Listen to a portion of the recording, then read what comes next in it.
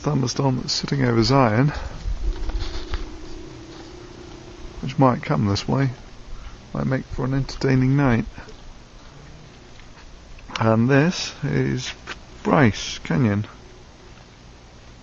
which, as you can see, this is the amphitheatre. This is the best bit. There's lots of erosion like this with this layer. It's just, this is by far the biggest and best bit of it. So you get all these fantastic layers, of which I know very little. Hopefully I will go to the visitor centre tomorrow and glean some information off anyone who knows anything. And there is the moon rising.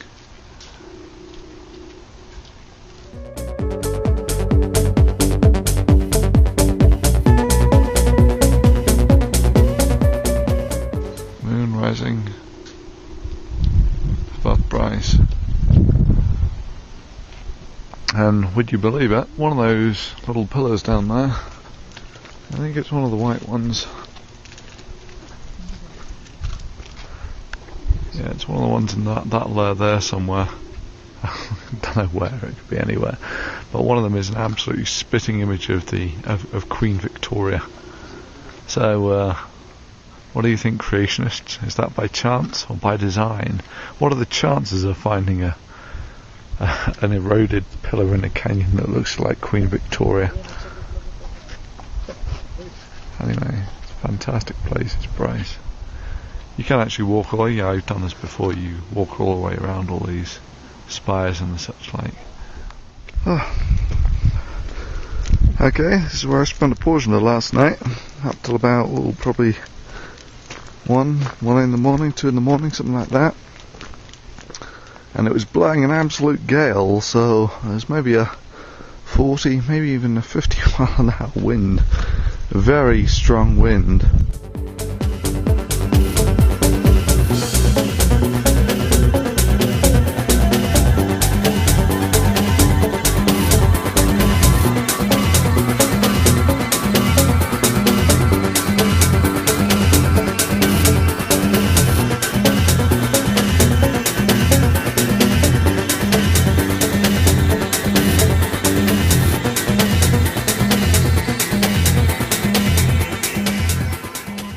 And it was blowing up this side, and the only redeeming feature is that when you were lying down on here you were in a sort of eddy current, so you didn't notice it too much. But this is Zion, not Zion, Bryce in the dawn.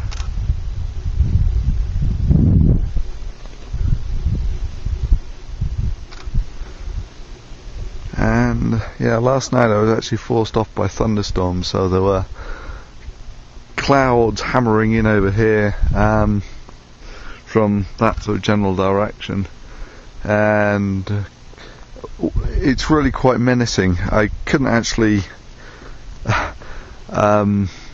I could see the thunderheads in the moonlight.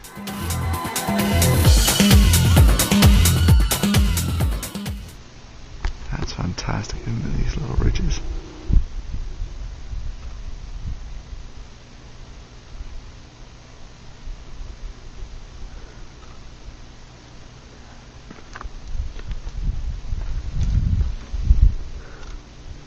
So yeah, I scurried to cover, and soon after I got back there was a few bolts of thunder within, what was it, about 10 seconds, so a couple of miles or something.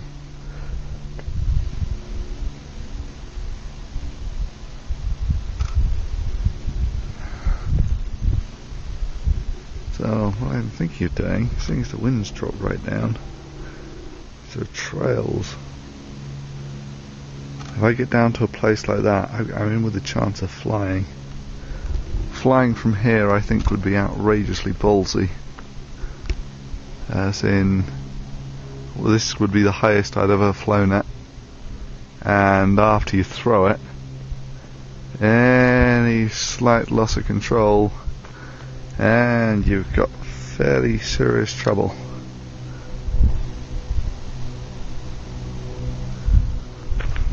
Anyway, so the time is currently 20 to 9, and seeing as I had to walk quarter of a mile to get up here. I have the place entirely to myself. Look at those little bridges. Fantastic, eh?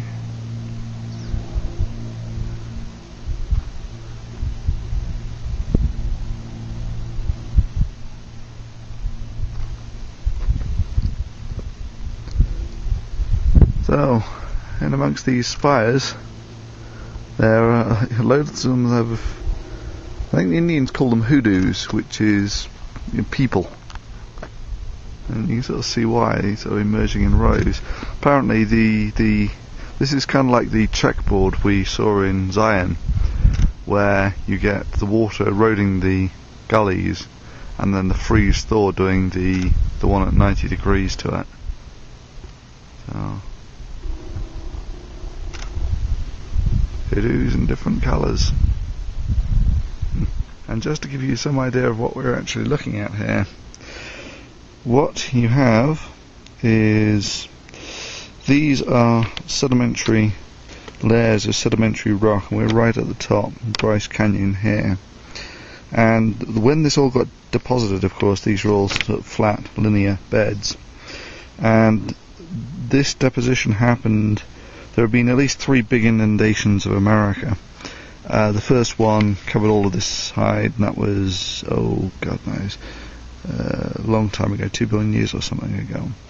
And then there was an uplift when it was all above water, and then this bit, either the water rose or this bit sank again, and that was about 70 million years ago. And that's when a lot of this was actually deposited. So Zion, which is here, that was sand dunes. So what you had is, first of all, sand dunes, which was the erosion of the Appalachians on this side, formed here. They then fossilized as Zion. Then there was this big inundation in the Cretaceous period, which laid all the rocks on top. So, in elevation terms, we're actually about as high now as the Grand Canyon. However, in sedimentary terms, we're on almost the top layer of the newest sedimentation.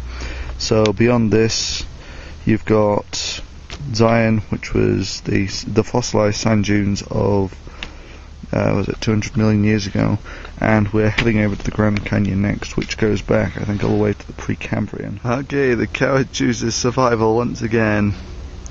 I'm not going to fly the plane here for 2 principal reasons. Firstly, there is very little in the way of launch and landing.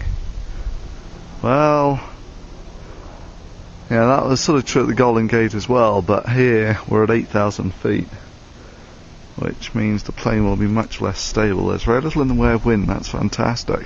But probably the real killer is that we would be flying into the sun, and the experience has shown that flying into the sun is suicidal, in that, yeah, because that's where you would spend most of your time over Bryce. So any little tweaks in the wrong direction and you lose orientation on the plane and you're in real trouble.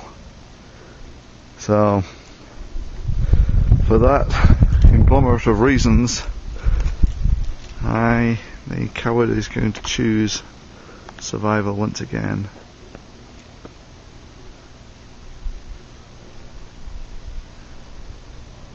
Pretty though, especially when you get little lumps like this that are